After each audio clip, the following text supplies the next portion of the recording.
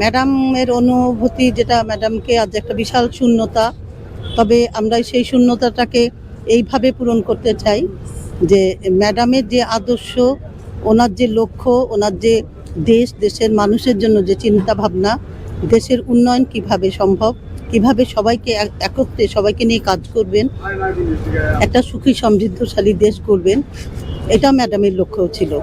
এবং ওনার যে লক্ষ্যগুলো, উনি যে কথাগুলো বলতেন, উনি যে চিন্তা চেতনাগুলো ওনার ভিতর ছিল, এইগুলো আমরা ধারণ করব। এবং আমরাও ঠিক একজন খালেদা জিয়া আমাদের নেত্রী, ও উনি আজ নেই, কিন্তু ওনার যে কাজগুলো, ওনার যে দেশের মানুষদের জন্য চিন্তা ভাবনা, দেশের মানুষের উন্নয়নের জন্য উনি কী করতে চাচ্ছিলেন, উনি কেমন বাংলাদেশ দেখতে চাচ্ছিলেন, সেইগুলো আমরা সবাই ধারণ করছি আমাদের বুকে।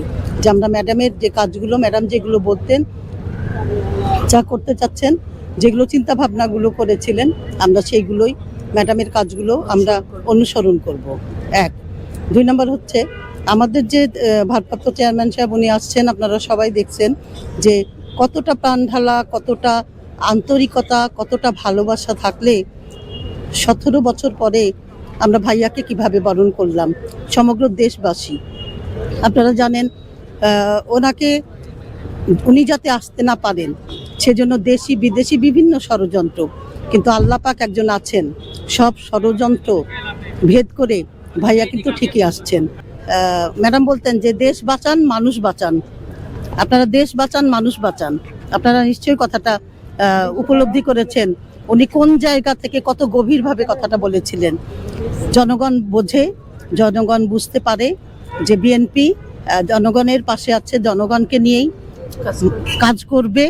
ইনশাল্লাহ আমরা একটা সুখী সমৃদ্ধশালী দেশ গড়ার প্রত্যয় বিএনপি আগামীতে জনগণের সমর্থন নিয়ে, কোনো অবৈধভাবে নয়, কোনো বেআইনিভাবে নয়, জনগণকে নিয়ে একটা স্বচ্ছতার ভিত্তিতে সুন্দর একটা আগামীর বাংলাদেশ গড়ে তুলবে ইনশাল্লাহ। এবং মানুষের জন্য আমরা কাজ করছি, দেশের মানুষের জন্য, দেশের মানুষের উন্নয়নের জন্য। সুতরাং আল্লাহ পাক অবশ্যই আমাদের সহায় আছেন।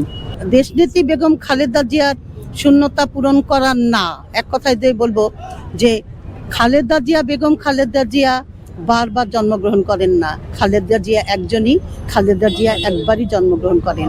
ম্যাডামের শূন্যতা পূরণ করতে পারবো না, তবে যেটা পূরণ করা সম্ভব, যে আমাদের শহীদ প্রেসিডেন্ট জিয়াউর রহমানের সুযোগ্য সন্তান জনাব তারেক রহমান, উনি আল্লাহর রহমতে ফিরে আসছেন এবং উনি এই বাংলাদেশের হাল ধরবে, এই বাংলাদেশের মানুষের ভাগ্য উন্নয়নের জন্য উনি কাজ করবেন। ইনশাল্লাহ আগামীতে একটা সুন্দর সুখী সমৃদ্ধশালী বাংলাদেশ উনি অবশ্যই উপহার দিবেন। তবে উনি বারবার বলেছেন উনি একা নয়, উনি সবাইকে নিয়ে ঐক্যবদ্ধভাবে একটা সুন্দর বাংলাদেশ গড়ার লক্ষ্যে উনি কাজ করে যাবেন। আমাদের সেই রকমই নির্দেশনা আছে, ইনশাল্লাহ আমরা পারবো। আমার নাম মিলি জাকারিয়া, আমি জয়েন্ট কনভেনার পল্লবী থানা বিএনপি। ধন্যবাদ। ধন্যবাদ সবাইকে।